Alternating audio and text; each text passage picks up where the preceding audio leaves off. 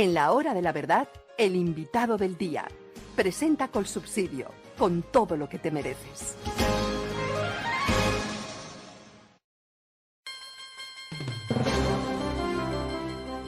Doctor Enrique Gómez Martínez, director nacional de Salvación Nacional. Muy buenos días. Buenos días, doctor Fernando. Un saludo a usted, a toda su audiencia y a todo el equipo de trabajo. Bueno, doctor Gómez Martínez, desde el proceso 8000 no presenciábamos en Colombia un espectáculo tan duro como el que presenciamos a raíz del cruce de palabras y de conversaciones entre el hijo de Gustavo Petro y su ex esposa. Esto no lo veíamos y esto es de una gravedad extraordinaria, no cabe duda ninguna. Los capitales sucios, los capitales que provienen del narcotráfico interviniendo en la vida política del país. ¿Cuál es el análisis que usted hace de semejante situación tan grave desde el punto de vista moral y tan peligrosa desde el punto de vista político? ¿Qué opina usted? Pues esto responde a cosas que se habían denunciado de manera bastante precisa durante la campaña presidencial, no solo los patrones anormales de gasto de la campaña de Gustavo Petro, posiblemente también hubo la denuncia de la asociación con figuras públicas cuestionadas, digamos, en la costa atlántica, en el medio político, como las apariciones de varios miembros de la campaña y del mismo Gustavo Petro con miembros del equipo de la Gata. Y después, pues, recordemos el descubrimiento de una serie de reuniones entre el actual comisionado de paz y el hermano de Gustavo Petro en cárceles del país con supuestos voceros o representantes de organizaciones de crimen organizado. Entonces había ya de alguna manera la opinión pública visto elementos que conducían a lo que finalmente revelan estas conversaciones en WhatsApp, pues que es que evidentemente en nombre de la campaña,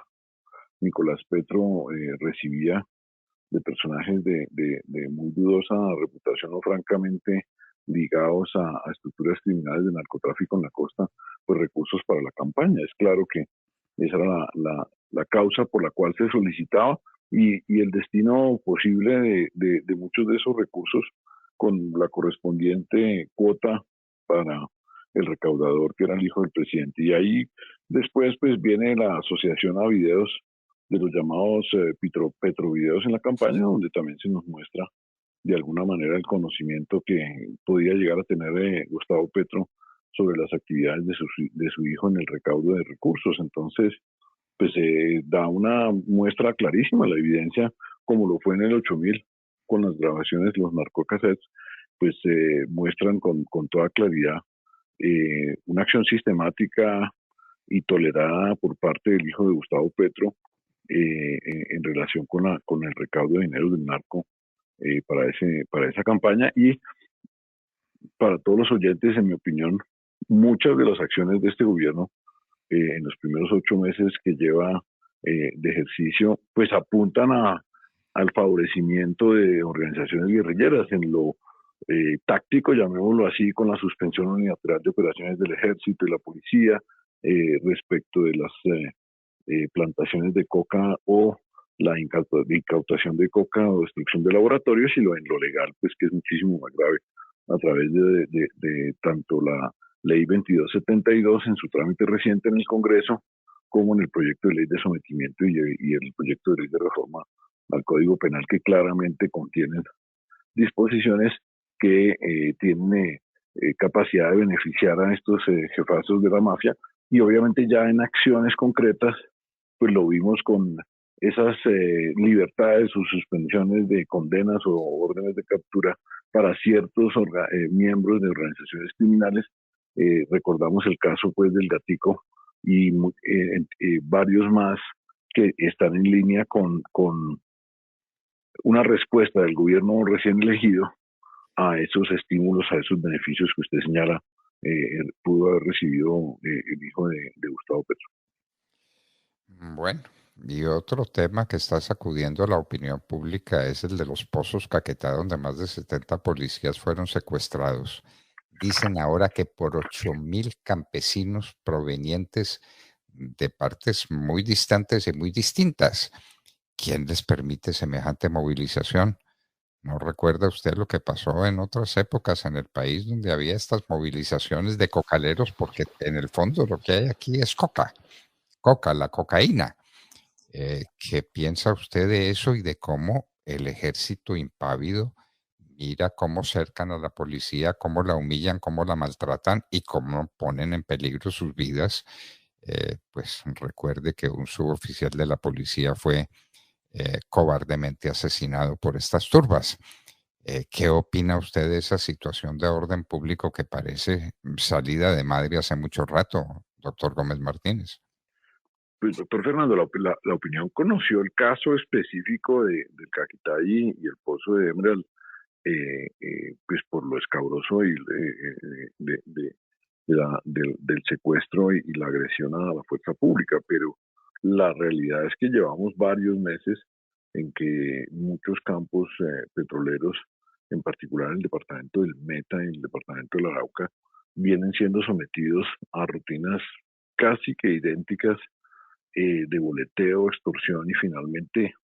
llamémoslo así, presión física a través de estos colectivos, algunos de ellos movilizados desde otros departamentos, como es el caso de San Vicente del Caguán,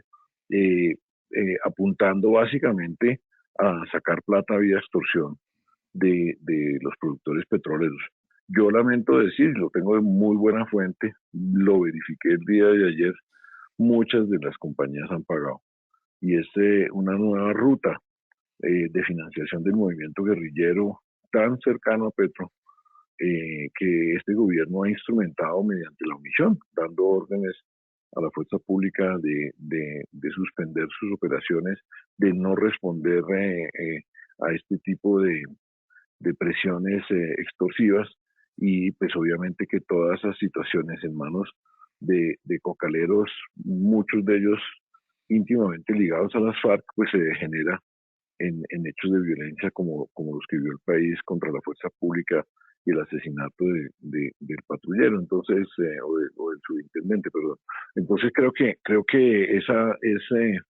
una situación material que responde a un deseo concreto del gobierno de crearle condiciones a la guerrilla, tanto del ELN como de las FARC, porque hay boletas de ambos grupos guerrilleros, por lo menos que están en mi poder,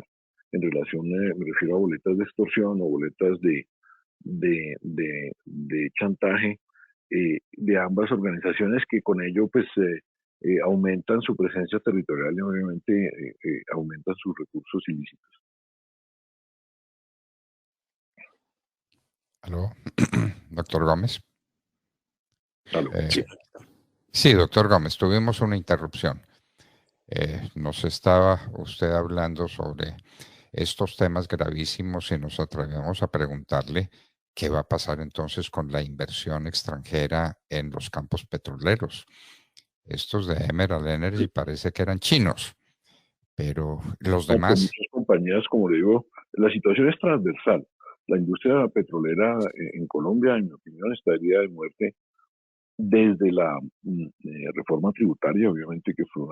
un ataque institucional desde el mismo Congreso de la República, pero desde el mes de noviembre a hoy, como le digo, este tipo de extorsiones y de boleteos, de presiones, de manipulaciones con supuestos miembros de la comunidad o de forza o de utilización forzada de miembros de la comunidad, pues se ha venido dando y ya lo que es claro es que muchas compañías ya están pagando el boleteo para mantener sus operaciones extractivas y obviamente que muchas otras están tomando la decisión de cerrar pozos y de suspender nuevas inversiones en el país con un impacto pues terrible para esa importantísima actividad para el fisco colombiano y para la sociedad colombiana. El principal ingreso de dólares legítimos del país los produce la industria petrolera y los ingresos fiscales son enormes. gracias a la industria petrolera. Vamos a ver ahora qué pasa después de estos acontecimientos, donde se pueden reunir. Es que están diciendo ahora que fueron 8.000 supuestos campesinos, miembros de las FARC, bien armados, bien adiestrados,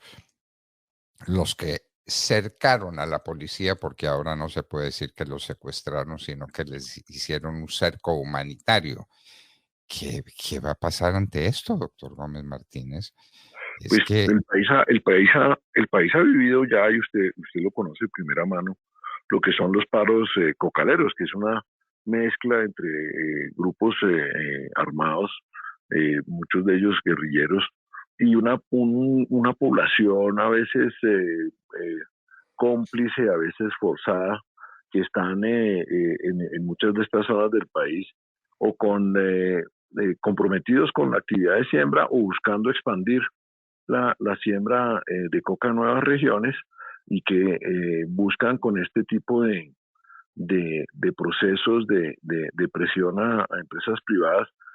sacarlas de los territorios para poderse quedar en ciertas zonas pues delinquiendo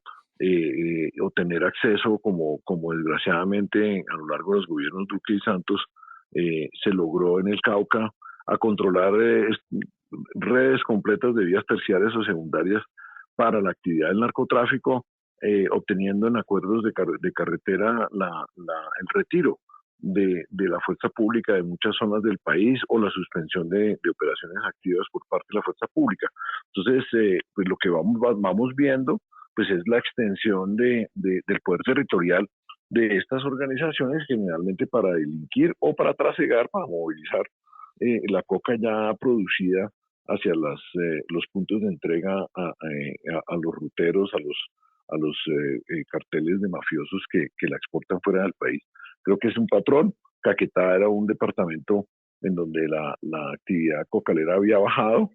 porque hay tanta coca a raíz de la suspensión de erradicación aérea, pues que Caquetá estaba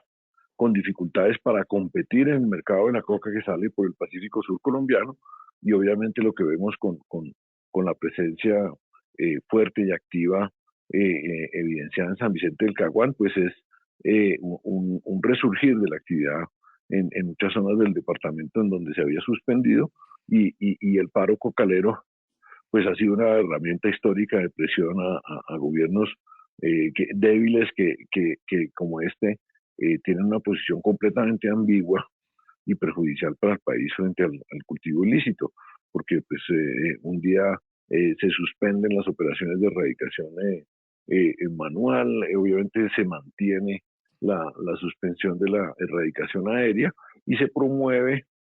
públicamente en discursos, en consejos comunitarios, en los mal llamados diálogos regionales vinculantes, se promueve incluso la actividad de siembra y la expansión de la frontera cocalera del país, lo cual pues es una locura, no solo va en contra de la ley, sino de los acuerdos de interdicción que Colombia tiene suscrito con sus principales aliados.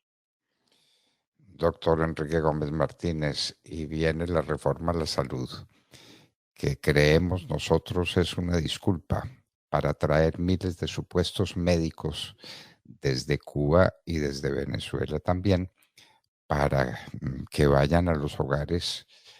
colombianos, a los de las clases más humildes, no a hacer medicina preventiva, sino adoctrinamiento político. ¿Cómo ve usted esta reforma a la salud,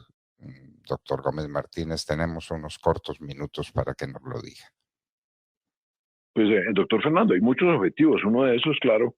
el de suplir la carencia de personal médico, sobre todo especializado, a través de la importación o la obtención de servicios por parte de profesionales de Cuba o de Venezuela, y es un patrón que se vivió específicamente ya en Venezuela, y yo sí creo que fue muy importante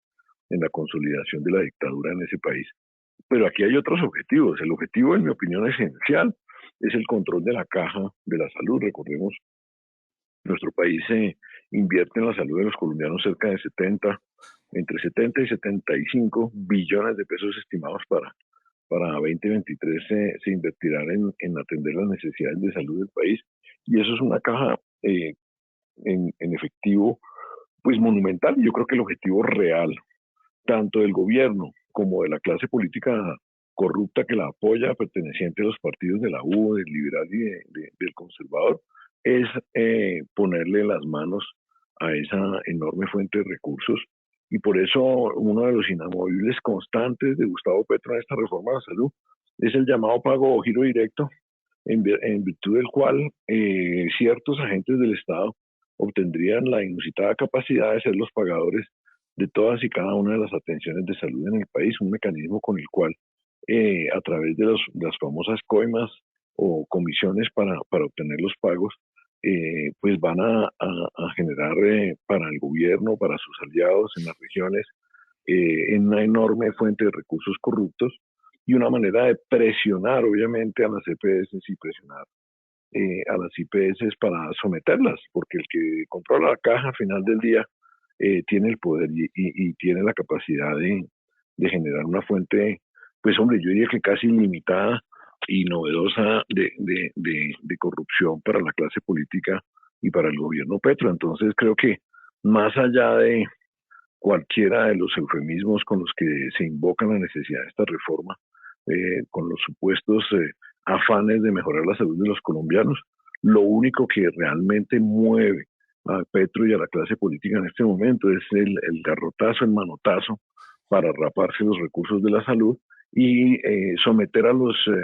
prestadores de servicios, a los articuladores de las redes, como son las EPS, a esa oprobiosa, a ese retén, a ese peaje de si quieres que te pague, dame mi comisión. Y dame mi comisión es algo que la clase política aprendió con las intervenciones funestas de grandes EPS en su momento, como lo fueron Saludcov y Cajanal, que en pocos años las llevaron a la quiebra absoluta para perjuicio de millones de usuarios del país, precisamente porque les entregaban las regionales de estas grandes empresas para medrar y para robar y para corromper. Entonces, creo que se repite esa historia a través de esta reforma y es lo que busca claramente el gobierno con su trámite ante un Congreso pues entregado, un Congreso que ya ayer en el caso de la U, el liberal y el conservador ya entregó las llaves de la salud al gobierno de Gustavo Petro con su famoso comunicado de inamovibles que es una vergüenza. Es una vergüenza y usted está haciendo una denuncia del que el país tiene que tomar nota, doctor Gómez Martínez. Lo que usted está diciendo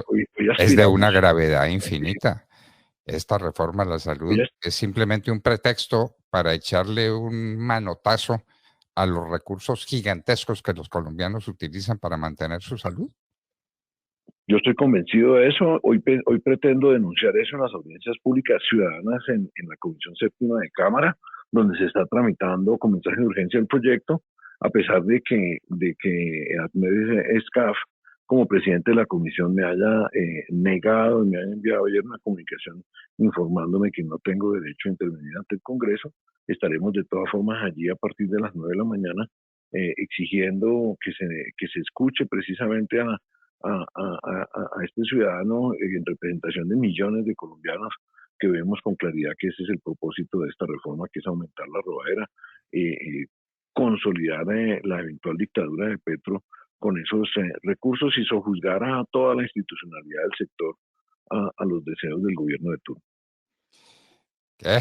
inmensa gravedad tiene lo que usted está diciendo. Nosotros quedamos pendientes